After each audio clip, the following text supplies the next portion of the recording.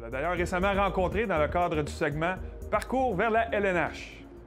Moi, j'ai grandi dans le quartier Hochelaga-Maisonneuve, dans l'est de Montréal, puis j'ai toujours joué pour la même organisation. J'ai commencé à patiner à l'âge de 3 ans.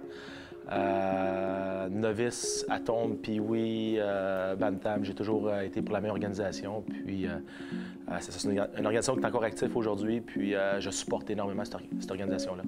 Une année marquante, j'en vois pas vraiment une de marquante, mais c'est sûr que quand tu veux évoluer au niveau midget 3, il faut que tu aies une bonne saison quand je suis dans le Bantam. Puis ma dernière année Bantam 2A, je pense que j'avais eu une bonne saison. Mais j'ai jamais été un joueur vraiment qui ressort du lot en étant dans le hockey mineur. J'ai toujours été un joueur qui s'adapte bien à la situation, aux prochaines étapes.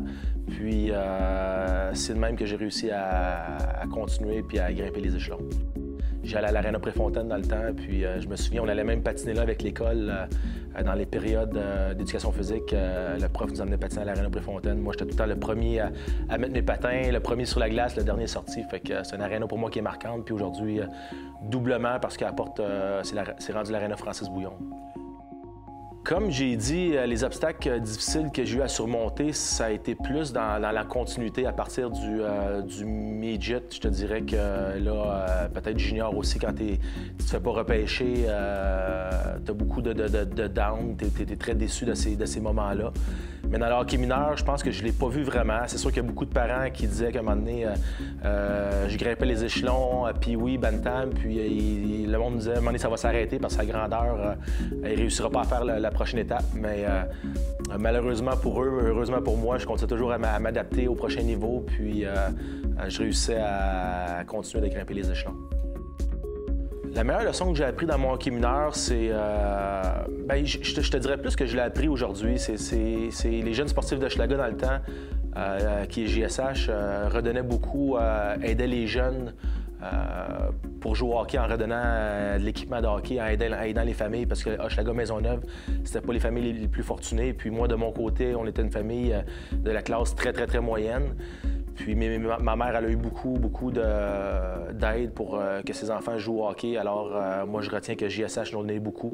C'est pour ça qu'après, moi, quand j'ai réussi à jouer dans la Ligue nationale, j'ai eu pendant 15 ans un tournoi de golf avec les jeunes sportifs d'Hochelaga pour remettre encore à l'organisation.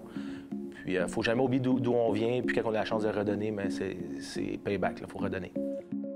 Mais moi, mon rêve a toujours été, sans aucun doute, c'est le Canadien de Montréal qui était mon équipe.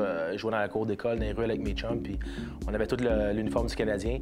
Mais j'aurais toujours rêvé que Raymond Bourque vienne jouer un jour pour le Canadien. Moi, si Raymond, c'était mon idole, mais malheureusement, il ne jouait pas pour la bonne équipe. Fait que j'aurais aimé voir Raymond avec l'uniforme du Canadien un jour. C'est drôle, j'ai commencé en étant gardien de but à l'âge de novice, où j'ai pas commencé gardien de but, mais à un moment donné, j'ai voulu l'essayer, fait qu'il y a une année que j'étais gardien de but. Mais je me souviens pas d'avoir joué en avant. J'ai juste des souvenirs d'avoir été gardien de but une année, puis j'ai toujours été à la défense. Ouais. Mais c'est toujours le même conseil que je donne. Moi, je suis le meilleur exemple pour ça. Faut pas que tu te décourages, c'est de croire en tes moyens. Puis c'est sûr qu'il y a beaucoup de travail. Aujourd'hui, il y a des jeunes qui veulent se rendre, mais ils mettent pas les efforts pour. Fait que c'est de croire en tes rêves. Puis c'est pas juste dans le hockey, c'est dans n'importe quelle discipline que tu veux atteindre le plus haut niveau. C'est de travailler fort, de croire en soi, puis si ça n'arrive pas, au moins ou plus tard, tu n'as pas de regrets. Moi, c'est toujours ça que je m'ai dit en étant professionnel. Je me dis, moi, la chose qui j'aurais plus de misère, c'est de dire, avoir su, j'aurais dû faire ci, avoir su, j'aurais pris cette direction-là. Moi, aujourd'hui, j'ai une belle carrière, puis c'est important pour moi de ne pas avoir de regrets.